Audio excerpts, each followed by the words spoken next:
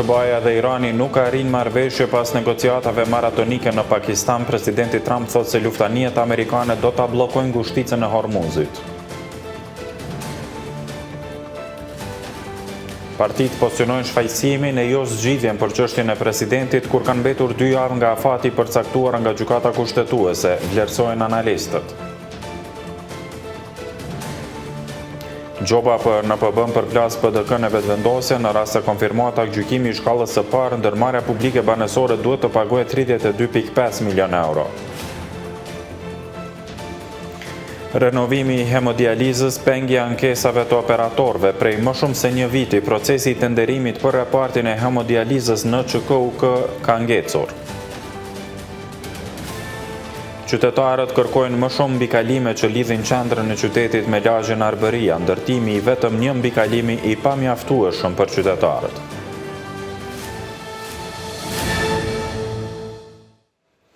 Mirëmbrëma shikues të nderuar, po fillojmë edicionin qendror të lajmeve. SBA-ja dhe Irani nuk kanë arritur të pajtohen për t'i dhënë fund luftës së nisur më 28 shkurt. Pas negociatave maratonike të shtunën në Pakistan, palët kanë fajsuar njëra tjetrën për dështimin e bisedimeve të para ballë për ballë në shumë vjet. E presidenti amerikan Donald Trump ka kërcënuar me bllokim të ngushticës së Hormuzit, duke theksuar se Irani nuk dëshiron të heqë dorë nga ambicjet për armë bërthamore.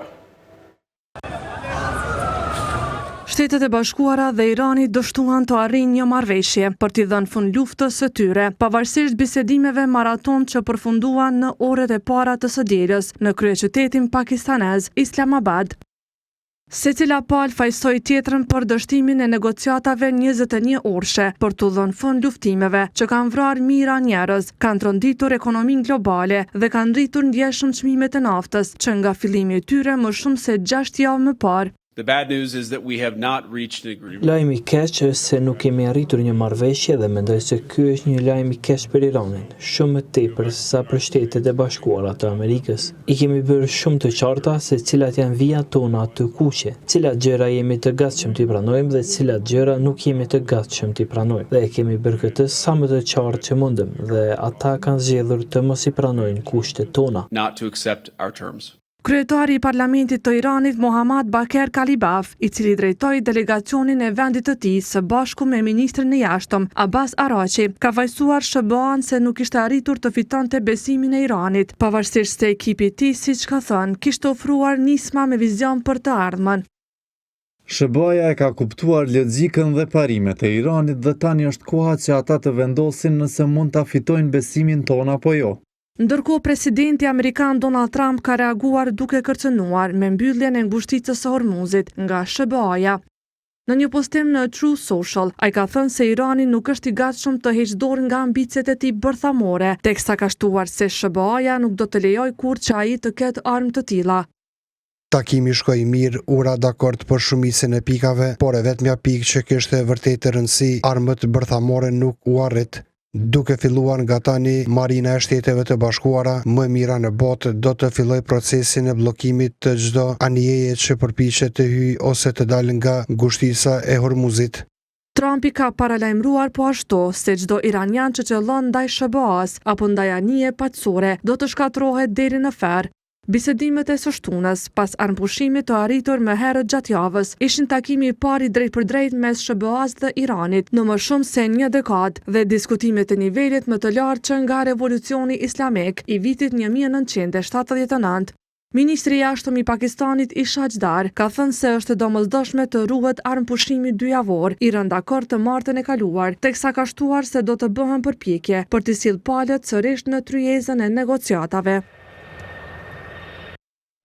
U kthehemi zhvillimeve në vend ku marrëveshja nuk po mund të arrijë as partitë politike për çështjen e presidentit. 2 javë para përfundimit të afatit kushtetues për zgjedhjen e presidentit të ri, veprimet të subjekteve politike sipas analistëve janë orientuar drejt shmangjes së përgjegjësisë për një dështim të mundshëm të procesit. Afatin e mbetur prej 14 ditësh për të zgjedhur presidentin e ri, partitë politike po e shfrytëzojnë për ta hequr përgjegjësinë nga vetja për një dështim të procesit, theksojnë njohësit e çështjeve politike. Sipas analistit Afrim Kasolli, partitë janë futur në një cikël shfaqësimi, me synim krijimin e perceptimit se nuk mbajnë përgjegjësi për mos zgjedhjen e presidentit. Një logjikë që sipas tij ka përcjellë edhe bllokadën institucionale të vitit të kaluar. Ndonse këtë strategji e ndjekin 3 partitë më të mëdha, Kasolli vlerëson se ajo është më e theksuar te lidhja demokratike. Lidhja demokratike e Kosovës e kishte psuar te masë në zgjedhjet e 28 dhjetorit. Prandaj kjo për mua është traumatike, duke që është duke i kurzuar veprimet politike të Lumir Abdigjikut, që ai të shfaqet para opinionit publik si lideri i cili është më spaku fajtor për pamundësinë e subjekteve tjera parlamentare për t'i dhënë vendit një president të ri. A i thot se edhe deklarimet e zyrtarëve të Partisë Demokratike janë në të njëjtën frymë shfaqësimi, por janë më komod për shkak të elektoratit më të qëndrueshëm të partisë. Kasolli thekson se vetëvendosja do të tentojë që deri në fund të afatit kushtetues të imponojë kandidatët e saj, Glauko Njufcën ose Fatmire Mulhaxha Kolçakun, por sipas tij as partia e parë nuk është e interesuar për një kompromis. Ai ka thënë se strategjia e partisë në pushtet është të krijojë perceptimin se opozita po konspiron për të dështuar procesin, ndërsa paralelisht po ndërmerren politika për efekt elektoral. Planifikimet për një injekcion për 200 milionë eurosh në muajin e ardhshëm, pakon e re ekonomike, gjoja për të përballuar inflacionin që ka goditur shoqërinë kosovare, të gjitha këto masa deshëm apo s'deshëm në masë të madhe krijojnë përshtypjen që edhe lëvizja vetëvendosje në prapasken është duke u përgatitur për zgjedhjet e reja të jashtëzakonshme, por gjithmonë duke u nisur nga presupozimi dhe kalkulimi që edhe kjo si subjekt politik ishte viktim e komplotit të subjekteve opozitare. Analisti Armnor Sadiku thot se përgjegjësia për dështim i bie vetëvendosjes. Megjithatë, një palë zgjedhje të reja do i konvenonin LDK-s, sipas tij. Ai thekson se një bashkim mes ish-presidentes Vjosa Osmani dhe Abdigjikut në një subjekt garues do ta sfidonin vetëvendosjen e Kurtit.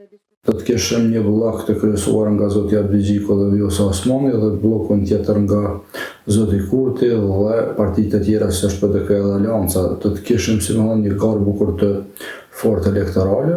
Aktualisht, koalicioni qeverisës i udhëhequr nga vetëvendosje ka 66 deputet, PDK-ja 22, LDK-ja 15 dhe AK-ja 6. Për zgjedhjen e presidentit nevojiten 80 vota në 2 raundet e para. Në garë janë 2 kandidatët e vetëvendosjes, të cilët në seancën e 5 marsit nuk arritën të sigurojnë as korumin për nisjen e votimit. Të hënën është zhvilluar një takim mes Abdigjikut dhe Kurtit, por pa marrëveshje. PDK-ja ka kërkuar që një takim i mundshëm Kurti Hamza të ftohet zyrtarisht me letër, ndërsa Abdigjiku ka bërë të ditur se tashmë është takuar edhe me Hamzën.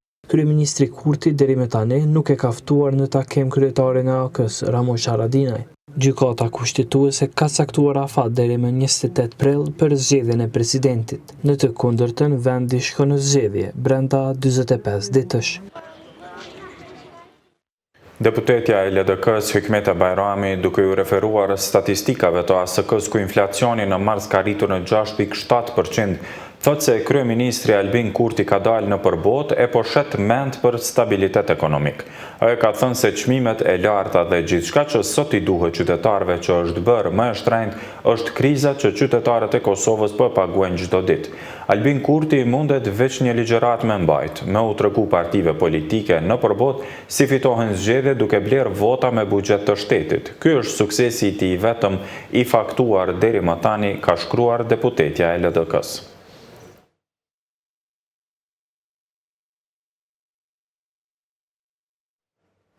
Aktgjykimi i shkallës së parë të gjykatës komerciale që obligon ndërmarrjen publike banesore t'ia jap një konsorciumi 32.5 milion euro në emër të fitimit të humbur për rastin e NPB-s në Lakrisht ka nxitur përplasje politike. PDK-ja që udhëheq me NPB-n e ka fajsuar lëvizjen vetëvendosje për lidhjen e kontratës së dëmshme, derisa vetëvendosje ka hedhur dyshime mbi përfaqësimin ligjor të komunës dhe të NPB-s, e cila e ka angazhuar avokatin që ja fitoi disa raste PDK-s në kushtetuese.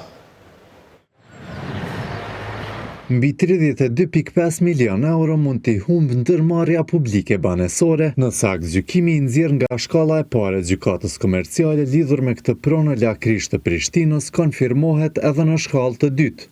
Në aktgjykimin e shkallës së parë thuhet se NPB-ja duhet t'ja paguaj këtë shumë 3 kompanive Meidcos, Meid Group dhe Arcos, me të cilat lidhi kontratë për bashkëinvestim më 2021 në emër të fitimit të humbur të tyre me që nuk ju mundsua ndërtimi.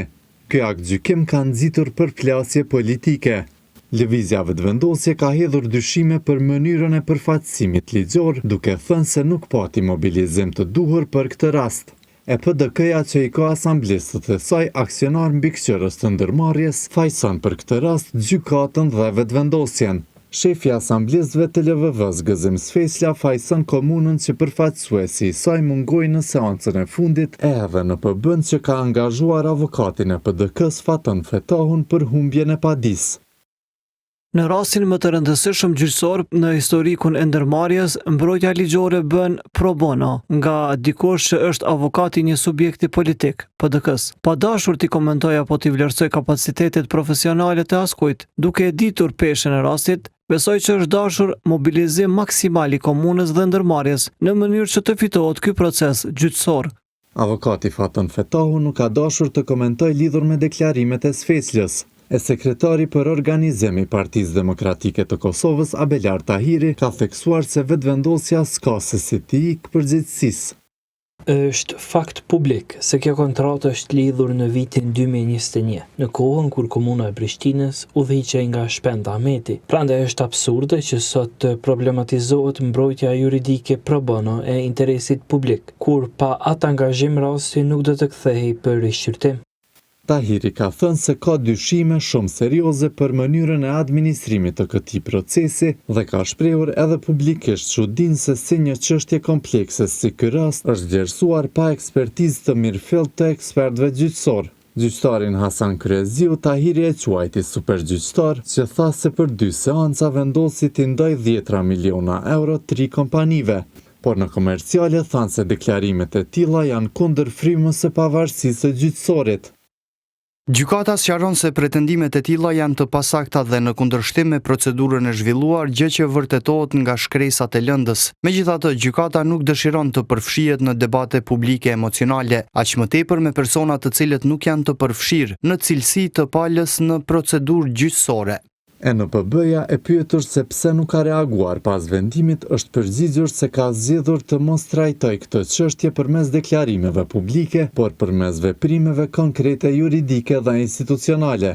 Sipas ndërmarrjes, angazhimi i Faton Fetahut falas nuk e zbeh në asnjë formë seriozitetin, përgjegjësinë dhe cilësinë e përfaqësimit juridik, e se kryesor janë argumentimi juridik dhe përkushtimi profesional në mbrojtje të interesit publik.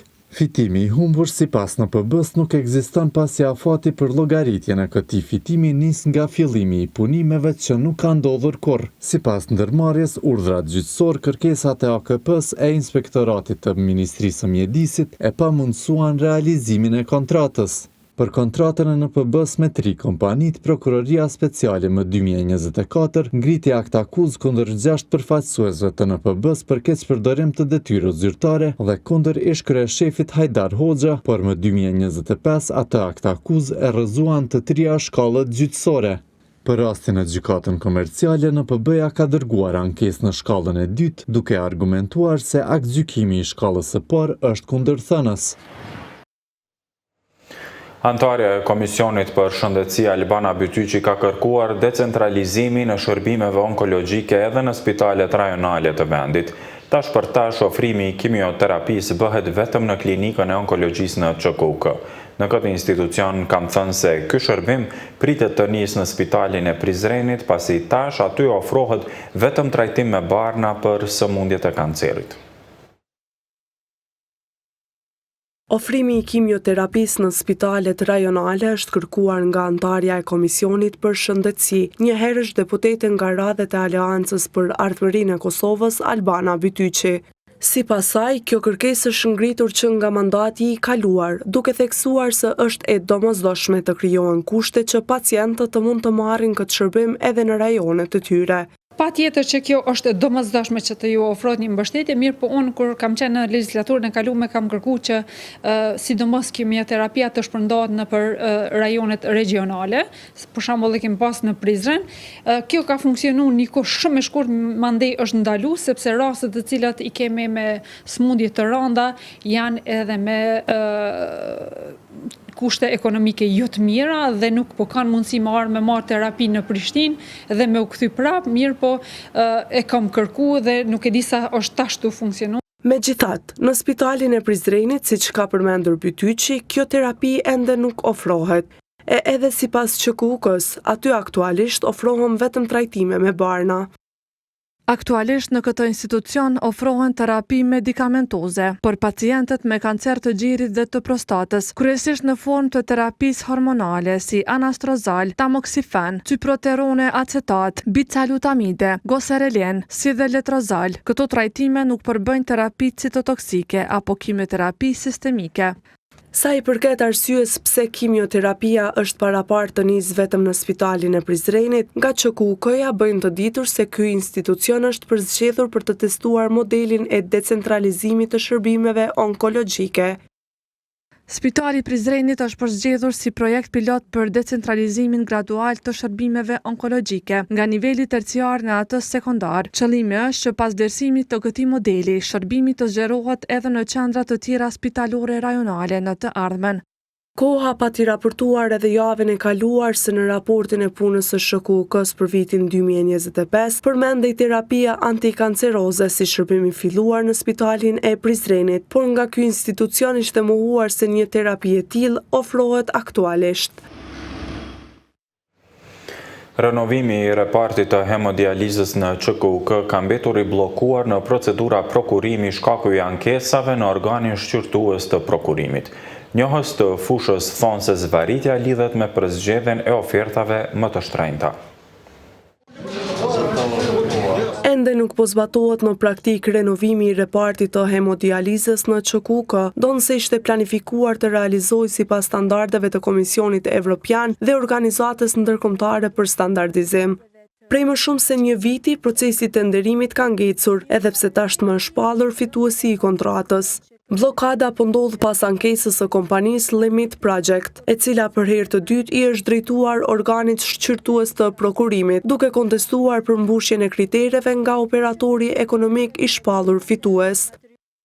Si rrjedhoi, dyshojmë se operatori i rekomanduar mund të mos ketë dëshmuar përvojën e kërkuar sipas kërkesave të parashtruara në dosjen e tenderit. Konkretisht për kontratat e punëve të ngjashme gjatë 3 viteve të fundit, me vlerë minimale 1.050.000 euro, ku lideri duhet të ketë të paktën 60% të shumës së kërkuar. Nga QKUK-ja këto pretendime janë vlerësuar si të pasakta dhe të pabazuara.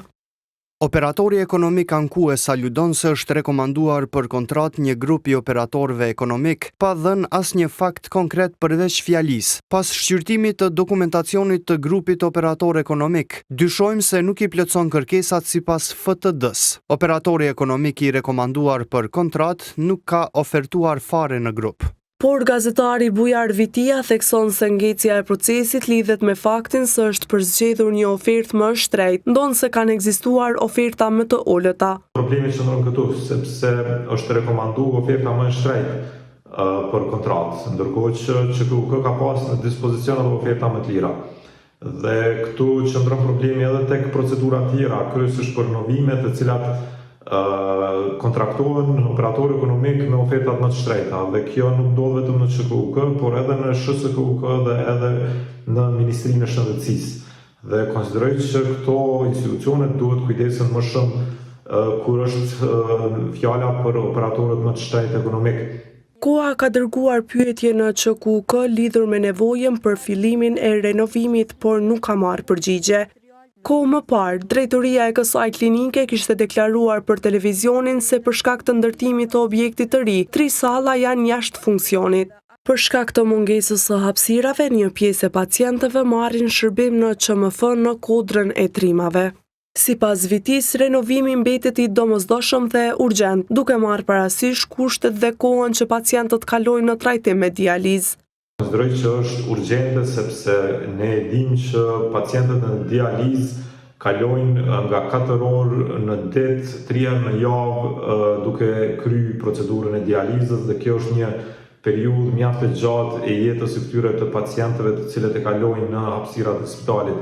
Dhe sigurisht që përveç atyre ankesave për shtretër të cilët nuk ishin të përshtatshëm, po ashtu duhet të sigurohen edhe hapësira komode, hapësira mikpritëse, në mënyrë që kjo periudhë e jetës së tyre të kalohet sa më lehtë. Në këtë tender kanë ofertuar 6 kompani. Operatori i shpallur fitues ka ofertuar rreth 706.000 euro, ndërsa oferta më e ulët ishte rreth 646.000 euro. Koha ka raportuar edhe më herët për mungesë pajisjesh në repartin e hemodializës, pavarësisht kontratave të nënshkruara nga ÇKUK-ja. Mbikalimi i sapo ndërtuar që lidh qendrën e Prishtinës me lagje në Arbëria nuk e ka zgjidhur problemin e këmbësorëve. Shumë qytetarë vazhdojnë të kalojnë rrugën në mbikalime të improvizuara, pasi thonë se vetëm një mbikalim i ndërtuar në këtë lagje është i pamjaftueshëm. Ekspertët e shohin projektin me mangësi, ndërsa nga Komuna e Prishtinës nuk ka asnjë përgjigje për këtë problematikë. Ndërtimi i mbikalimit që lidh qendrën e Prishtinës me lagjen Arbëria duket se nuk e ka zgjidhur problemin e këmbësorëve. Kjo është një nga mënyrat se si vazhdojnë të kalojnë këmbësorët me një shkallë të improvizuar nga qendra e Prishtinës në Arbëri. E për Zeqirollurin sfidë është edhe kalimi i përditshëm i grilave mbrojtëse. Kjo pjesa që është mbyllë kështu që jo veç mua po është ka ju pengon krejtve, se ka plot njerëz që punojnë kështu, edhe do më thonë veç e ka vështirësu punën të për shumë a shumë. Do më thonë për nga bjanë mira komplet shtetit rreth për me mujtë marrë në Dragodan. Shumë absurde. Mbikalimi i cili lidh këto dy pjesë i ndërtuar disa metra më larg nga disa qytetarë po shihet si pamjaftueshëm. Ata kërkojnë që për këtë lagje të ndërtohen më shumë se vetëm një mbikalim, pasi thonë se distanca është e gjatë. I pamjaftueshëm edhe mas pari ky mbikalim është shumë i gabun këtu. Duhet me qenë një spirale me shkallë. Sa ti unë këto mbikalime bon për karroca, për bicikleta ose trotinet. Kishte me qenë mirë me qenë edhe një mbikalim afër atje diku, për arsye se ka kalimtar, kamësor çdo ditë. E sipas ekspertit të sigurisë Nol Dedaj, para se të nisë ndërtimi i këtyre projekteve, duhet të kryhet auditimi i tërësishëm në mënyrë që të merren parasysh të gjitha elementet. Projekti, nëse është kryer auditimi për ekspertëve të sigurisë rrugore, sigurisht shëvrejtet që i kanë qytetarët qëndrojnë dhe duhet të merren parasysh. Auditimi i projektit të mbikalimit është element kryesor për ndërtimin e mbikalimeve. Do të thotë të bëhen intervista me qytetarët, pastaj projekti auditohet dhe ekzekutohet, dhe kjo nuk është bërë. Vështirësitë që u paraqiten qytetarëve po dalin në shesh pas ekzekutimit të projektit. Koha e ka pyetur Komunën e Prishtinës nëse planifikon që në të ardhmen të ndërtojë edhe ndonjë mbikalim tjetër në këtë lagje, por deri në transmetimin e kësaj historie nuk kanë kthyer përgjigje.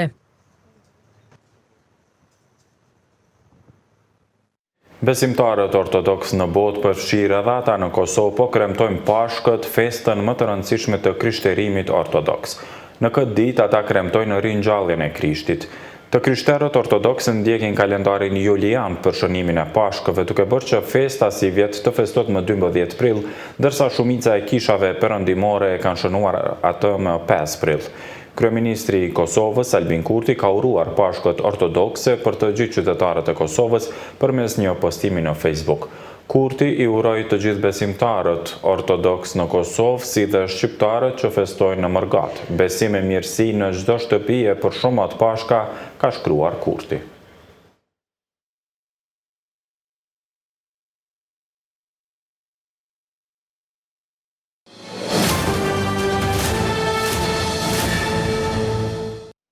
Në vazhdim lajmet e tjera nga bota.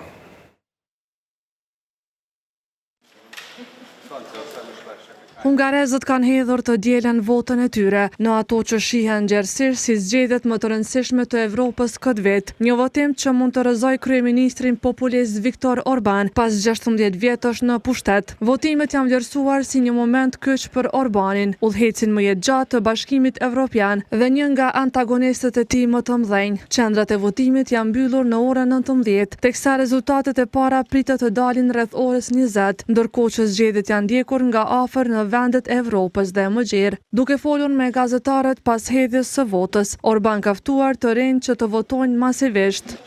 U jam drejtuar atyre disa herë gjatë fushatës, e jani dhe votoni. Por kush është udhëheci më i gjatë brenda Evropës? Asnjë lider në detyrë në Bashkimin Evropian nuk e ka udhëhequr vendin e tij për aq kohë sa Viktor Orban. Tash pas 16 vjetësh, ai përballet me sfidën e tij më të fortë deri më tani, ku shumica sondazheve sugjerojnë se Orbani po shkon drejt humbjes përballë ishpjestarit të partisë së tij, Peter Magyar, që nga viti 2010 Orbani ka transformuar Hungarinë në atë që Parlamenti Evropian e ka denoncuar si një regjim hibrid të autokracisë elektorale. Mirë po aleatët e tij në lëvizjen MAGA në SBA e quajnë konservatorizëm kombëtar. Orban është përplasur vazhdimisht me kolegët e Bashkimit Evropian për luftën në Ukrainë, duke bllokuar fonde jetike për Kijevin, të cilin e akuzon se po përpiqet ta detyrojë Hungarinë të hyjë në luftë me Rusinë. Megjithatë, ai ka aleat të fuqishëm ndërkombëtar. Kryeministri hungarez konsiderohet partneri më i fortë i Vladimir Putinit në BE dhe është mbështetur nga presidenti amerikan Donald Trump në përpjekjen e tij për një mandat të 5 radhazi. Aleatët e tij më të afërt brenda BE-s vijnë nga e djathta radikale dhe e fortë. Qëndrimi i tij kundërshtues ndaj Brukselit vazhdon të ketë mbështetje të shumë hungarez, por Orban është bërë gjithnjë e më i izoluar mes liderëve të BE-s që kërkojnë unitet evropian përballë luftës në Ukrainë. Tani 62 vjeç, Orban u bë i famshëm kur ishte ende student juridiku në Budapest në fund të viteve 1980, ndërsa Bashkimi Sovjetik po shpërbëhej, duke themeluar një lëvizje politike të quajtur Fides, ose Aleanca e Demokratëve të Rinj. Në vitin 1998, Orban e çoi partinë e tij Fides drejt fitores zgjedhore dhe në moshën 35 vjeçare u bë kryeministri më i ri i Evropës, duke futur Hungarinë në NATO në vitin 1999, më pas ai pësoi 2 humbje zgjedhore, më 2002 dhe 2006. Orban për herë të fundit humbi zgjedhjet në vitin 2006 dhe u rikthye në pushtet gjatë turbulencave të krizës ekonomike globale në vitin 2010 dhe që atëherë nuk e ka humbur më. Ukraina dhe Rusia kanë akuzuar njëra tjetrën për qindra shkelje të një armpushimi të shkurtër për shkak të festës së Pashkëve ortodokse. Ushtria ukrainase ka thënë të dielën në mëngjes se forcat ruse kishin kryer mbi 2000 shkelje, që nga fillimi i armpushimit në orën 16, sipas kohës lokale të shtunën. Ministria ruse e mbrojtjes nga ana e saj ka thënë se forcat ukrainase kishin kryer mbi 1900 shkelje. Presidenti Ukrainas Volodymyr Zelensky kishte deklaruar më herët se forcat e vendit të tij do të përgjigjeshin në mënyrë simetrike ndaj sulmeve ruse gjatë armpushimit, duke i quajtur Pashkët një kohë paqeje. Ai ka shtuar se shpresonte që armpushimi të zgjatej përtej Pashkëve për të lehtësuar negociatat e paqes, të cilat pothuajse janë dalur për shkak të shpërthimit të luftës në lindjen e mesme, por Rusia ka hedhur poshtë këtë ide, duke thënë se sulmet do të rifillonin të hënën. Ushtria ukrainase ka thënë se trupat ruse kanë kryer 28 sulme dhe pothuajse 2000 goditje me dron, por nuk përdoren bomba po raketa në rajonin verior të Ukrainës Sami, që kufizohet me Rusinë. Autoritetet lokale kanë thënë se një dron rus ka goditur një ambulancë gjatë natës, duke lënë të plagosur 3 mjek. Diplomati më i lartë amerikan në Taiwan, Raymond Green, ka thënë se Kina duhet të heqë dorë nga kërcënimet dhe presioni ushtarak ndaj Taiwanit dhe të bisedojë me udhëhecit e ishullit, pasi kjo do të shmangte keqkuptimet dhe do të stabilizonte marrëdhëniet. Green, ambasadori de facto i cili vepron si drejtuesi i Institutit Amerikan në Taiwan dhe i cili menaxhon marrëdhëniet në mungesë të lidhjeve zyrtare diplomatike, ka thënë se politika e qëndrueshme e SBA-s ka qenë mbështetja shkëmbimeve mes dy anëve të ngushticës së Taiwanit. Tajvanit. Ai po komentonte në një emision politik në Tajvan të shtunën vizitën e liderës së opozitës tajvaneze në Kinë. Kina e konsideron Tajvanin, i cili qeveriset në mënyrë demokratike, si pjesë të territorit të saj dhe nuk ka hequr kurrë dorë nga përdorimi i forcës për ta vënë ishullin nën kontroll. Qeveria e Tajvanit i kundërshton këto pretendime. Pekini zyrtar refuzon të flasë me presidentin e Tajvanit Lai Ching-te, duke quajtur separatist, por presidenti kinez Xi Jinping u takua të premten me Sheng Livon, kryetaren e partisë më të madhe opozitare të Tajvanit, Kuomintang, gjatë asaj që ajo e quajti një mision paqeje në Kinë.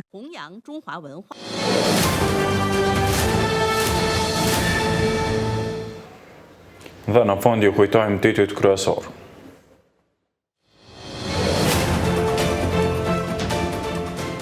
Shobaja dhe Irani nuk arrin marrëveshje pas negociatave maratonike në Pakistan. Presidenti Trump thot se luftanijet amerikane do ta bllokojnë ngushticën e Hormuzit.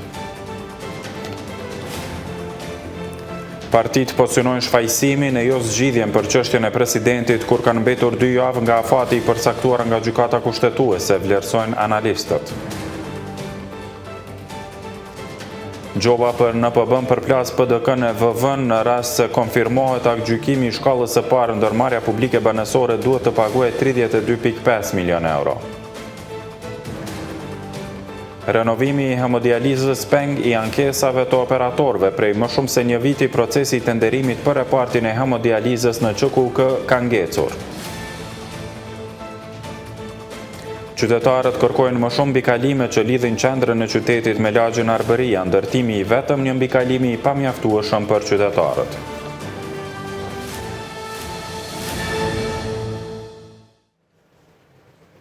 Dhe shikues të nderuar, tu po përfundojmë këtë edicion të lajmeve. Ju falenderojmë për vëmendjen, miropafshim.